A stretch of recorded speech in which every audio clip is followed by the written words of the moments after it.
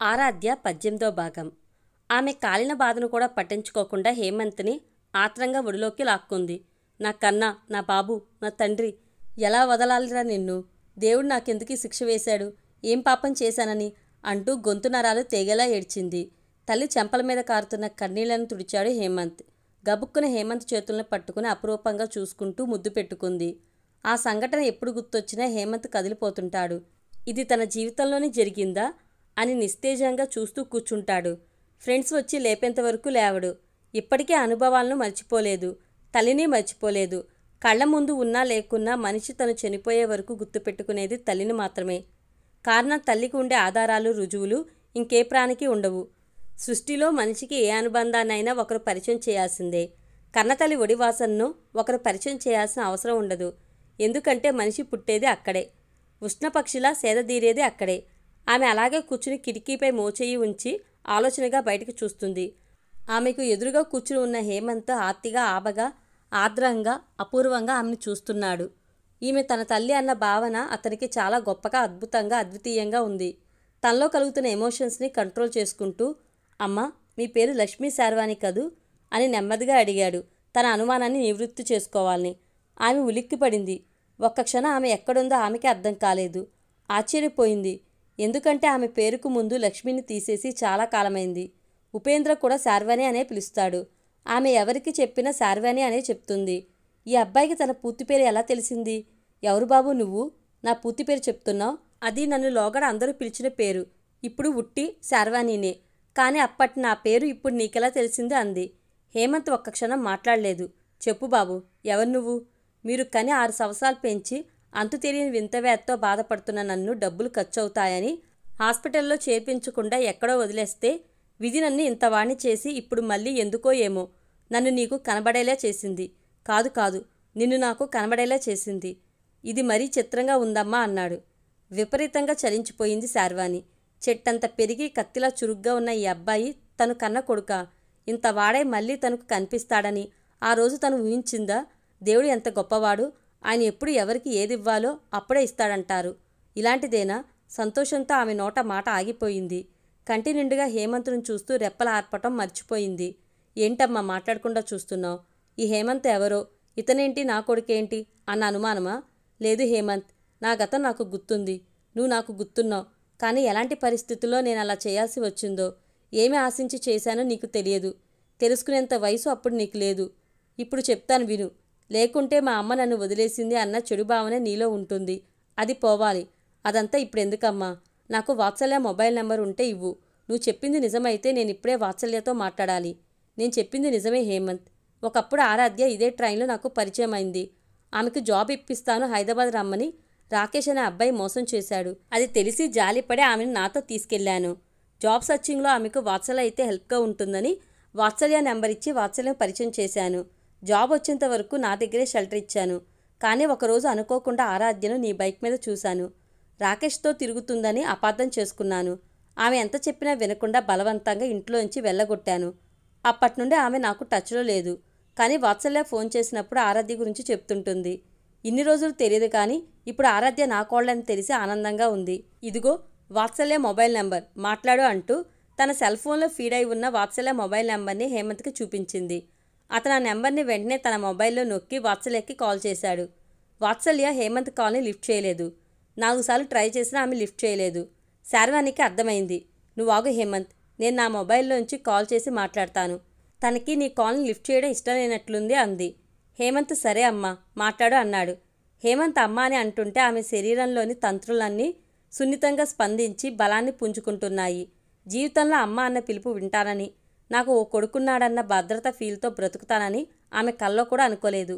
ఎందుకో హేమంత్ కనిపించినప్పటి నుండి ఇంతకాలం ఉన్న భయం, వెలితి, అసంతృప్తి చేత్తో తీసేసినట్లు వెళ్ళిపోయాయి. వెంటనే తన మొబైల్ నుంచి వాత్సల్యకి కాల్ చేసింది శార్వాణి. ఒక రింగికే లిఫ్ట్ చేసి చెప్పండి అంటే అంది వాత్సల్య. హేమంత్ వెంటనే లేచి తల్లి పక్కన కూర్చున్నాడు. ఆమె మాట్లాడుతున్న మొబైల్ స్పీకర్ ఆన్ చేసి వినసాగాడు. ఆరాధ్య బాగుందా అడిగింది లక్ష్మీ శార్వాణి.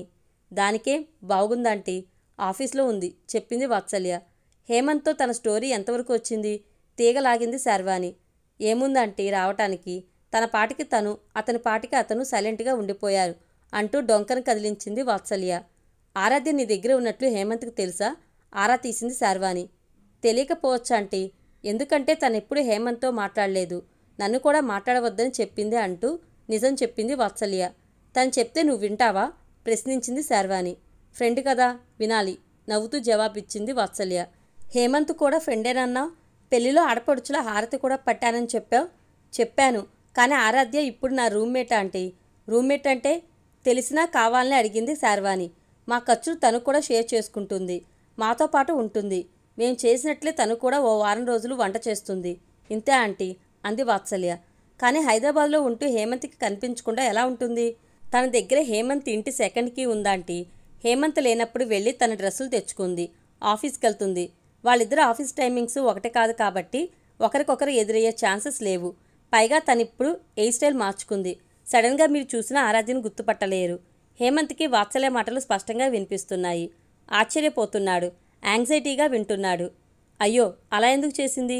నమ్మలేకపోతుంది శార్వాణి. ఏమో ఆంటీ, నాకు అదే డౌట్గా ఉంది. నేను ఎన్నిసార్లు కామెంట్ చేసినా నా జుట్టు అంటే హేమంత్కి ఇష్టం, దాని గురించి నువ్వేమీ అనుకో అనేది. ఇప్పుడు మొత్తం కట్ చేయించుకుని స్టైలే మార్చేసింది. ఇదంతా చూస్తుంటే హేమంత్కి ఇష్టమైన పని చెయ్యొద్దని అలా చేసిందో లేక సరియు బలవంతంగా తీసుకెళ్లి అలా చేయించిందో తెలియదు. ఒక రోజైతే వాళ్ళిద్దరూ బ్యూటీ పార్లర్కి వెళ్ళొచ్చారు. ఇప్పుడు ఆరాధ్య నాతో కన్నా సరియుతోనే క్లోజ్గా ఉంటుంది, పడుకునేది కూడా సరియుతోనే. రాత్రయిందంటే చాలు ఇద్దరు ఓ చోట చేరి మాట్లాడుకుంటుంటారు. సరియు మ్యారీడ్, పైగా విడాకులు తీసుకుంది. అందుకే ఆరాధ్య బాధను అర్థం చేసుకుని దగ్గరగా మూవ్ అవుతుందేమో అనుకుంటున్నాను ఆంటీ అంది వాత్సల్య. అది విని వాత్సల్య, నీతో ఇంకా కొంచెం సేపు మాట్లాడాలి, నువ్వెప్పుడు ఫ్రీగా ఉంటావు అడిగింది శార్వాణి. ఇప్పుడు ఫ్రీనే ఆంటీ, కాఫీ ఏరియాకి వచ్చాను. సరియు ఎలాంటి అమ్మాయి? చూడటానికి మాలాగే ఉంటుందంటీ, కానీ హస్బెండ్ విషయంలోనే రాంగ్ స్టెప్ వేసినట్లుంది. అది కూడా చెప్తేనే తప్ప ఎవరికీ తెలియదు. తనలో పెళ్ళైన దాఖలాలు కూడా కనిపించవు. పెళ్లికాని అమ్మాయిలాగే ఉంటుంది. ఆరాధ్యం కూడా అలాగే ఉండమని చెప్పింది. ఎందుకంటే సింగిల్గా ఎందుకుంటున్నావు అని ఆఫీస్లో అందరూ క్వశ్చన్ వేస్తారట. అలాంటి ఎక్స్పీరియన్స్ని తను బాగా ఫేస్ చేసిందట. ఆరాధ్యతో చెప్తుంటే విన్నాను. ఆరాధ్య కూడా సరియు ఎలా చెప్తే అలా వింటుంది. నీ మాట వినదా? వినదాంటీ. నేను హేమంత్కి సపోర్ట్ చేస్తానట, అందుకే మొదట్లో చెప్పేది. కానీ ఇప్పుడు హేమంత్ గురించి నాతో ఏమీ చెప్పదు. ఏం చెప్పేది హేమంత్ గురించి?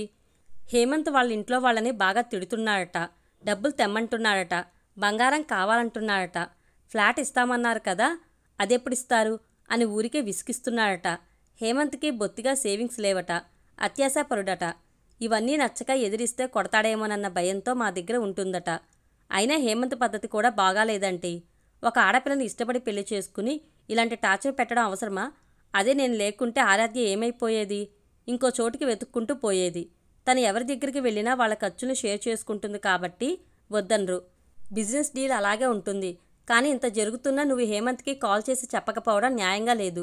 రోజు వాళ్ళ మమ్మీతో ఫోన్లో మాట్లాడుకుంటూ తనిప్పుడు హ్యాపీగా ఉందంటీ, అందుకే చెప్పలేదు. పైగా తనేం చెప్పొద్దంటుంది. చెప్పాల్సినంత ప్రాబ్లమ్స్ కూడా నాకేం కనిపించలేదు. ఏదైనా తన లైఫ్ తన ఇష్టం కదంటీ.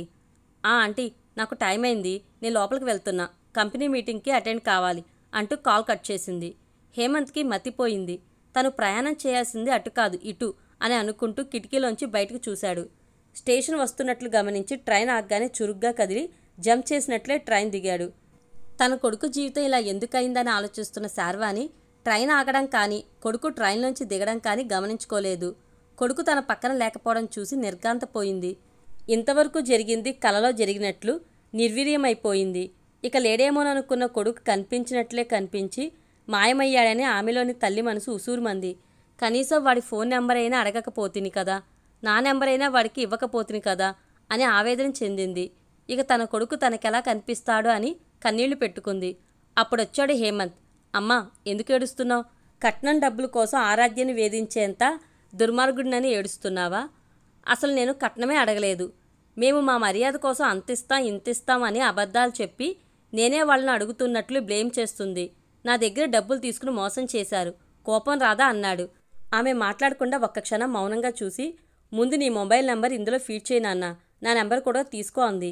హేమంత్ నవ్వి, నిన్ను విడిచిపెట్టి నేను ఎటు పోనమ్మా.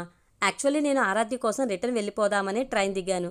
వెంటనే నువ్వు గుర్తొచ్చి వెనక బోగిలో ఎక్కి వచ్చాను అన్నాడు. తేలిగ్గా ఊపిరి పీల్చుకుంది శార్వాణి. అమ్మా, నువ్విప్పుడు ఏ ఊరు వెళ్తున్నావు అడిగాడు హేమంత్. అనంతపూర్ వెళ్తున్నాను హేమంత్. అక్కడ మీ నాన్న మీ అత్తయ్యలతో ఆస్తి కోసం తగాదా పెట్టుకుని కోర్టులో కేసు వేశాడు. అప్పుడప్పుడు వెళ్తుంటాడు. ఉద్యోగం చేసేది మాత్రం హైదరాబాద్లోనే. నాతో ఏదో మాట్లాడిపించాలని నన్ను రమ్మని ఫోన్ చేశారు. నిజానికి నాకు అక్కడికి వెళ్ళటం ఇష్టం లేదు. మీ నాన్నగారి మాటలు నాకు నచ్చవు. నచ్చకపోయినా మనసు చంపుకుని ఆయన వైపున మాట్లాడవలసి వస్తుంది. ఏం చేయాలి? ఆయన భార్యగా నాకు ఈ శిక్ష తప్పదు. కానీ ఇప్పుడు నేను వెళ్ళను. ఫోన్ చేసి చెప్తాను నేను రావటం లేదు, నాకు లీవ్ దొరకలేదు అని. అంతేనా?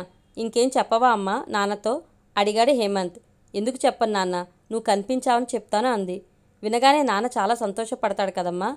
నన్ను చూస్తే ఇంకెంత సంబరపడిపోతాడో. ఇప్పుడే నన్ను తీసుకెళ్ళి నాన్నకు చూపించు. నాకు కూడా నాన్నను చూడాలని ఉంది. ఇన్ని రోజులు నాకెవరూ లేరన్నట్లు ఒంటరిగా బ్రతికాను. ఇప్పుడు నాకు అందరూ ఉన్నారు.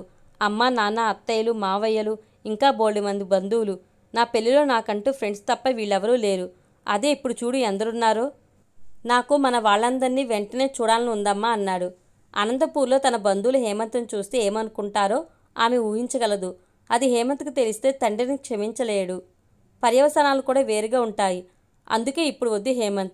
మనిద్దరం నెక్స్ట్ స్టేషన్లో ట్రైన్ దిగి హైదరాబాద్ వెళ్దాం. నాన్న హైదరాబాద్ వస్తాడు. ఇప్పుడు మనం ఆరాధ్యను నీ చేయి దాటిపోకుండా చూసుకోవాలి. ఈ రోజుల్లో ఫ్రెండ్స్ సర్కిల్ని నమ్మటానికి లేదు. ఎవరు ఎవరి జీవితంలోకి ఎప్పుడు ప్రవేశిస్తారో తెలియదు. ఏం చెప్తారో తెలియదు. ఎలా మారుస్తారో తెలియదు. ఇన్ని రోజులు ఆరాధ్య వాళ్ళ ఊళ్ళో ఉందన్న నమ్మకంతో మెల్లగా వస్తుందిలే అనుకున్నాం. ఇప్పుడు ఆమె హైదరాబాద్లోనే ఉందని తెలిసింది కాబట్టి ఇక ఆ దూరాన్ని పెంచొద్దు అంది. ఆమె అలా అంటుండగానే స్టేషన్ వచ్చింది. ఇద్దరూ ట్రైన్ దిగి హైదరాబాద్ వెళ్ళే ట్రైన్ ఎక్కారు. హైదరాబాద్లో ట్రైన్ దిగ్గానే కాశీరెడ్డి వచ్చి రిసీవ్ చేసుకున్నాడు. అతనికి ట్రైన్లో ఉండగానే హేమంత్ ఫోన్ చేసి తన తల్లి కనిపించిందన్న గుడ్ న్యూస్ని చెప్పాడు. హేమంత్ను చూడగానే హక్ చేసుకున్నాడు కాశీరెడ్డి. వెంటనే హేమంత్ను వదిలి శార్వాణి వైపు తిరిగి నమస్తే అమ్మ అంటూ ఆమె చేతిలో ఉన్న క్యారీ బ్యాగ్ని అందుకున్నాడు. అమ్మ, వీడు నా బెస్ట్ ఫ్రెండ్ అంటూ తల్లికి కాశీరెడ్డిని పరిచయం చేశాడు. శార్వాణి ఆత్మీయంగా చూసి అమ్మ బాగుందా బాబు అంది. ఆమె అలా అడుగుతుంటే ఎంతో కాలంగా పరిచయం ఉన్న వ్యక్తిలా అనిపించింది. వాత్సల్య ద్వారా ఫోన్లో కళ్యాణమ్మ గురించి వినడం వల్లనే ఆమె అంత అభిమానంగా అడిగింది. బాగుందమ్మా, మీరు వస్తున్నట్లు ఇంతకుముందే మమ్మీకి కాల్ చేసి చెప్పాను అన్నాడు.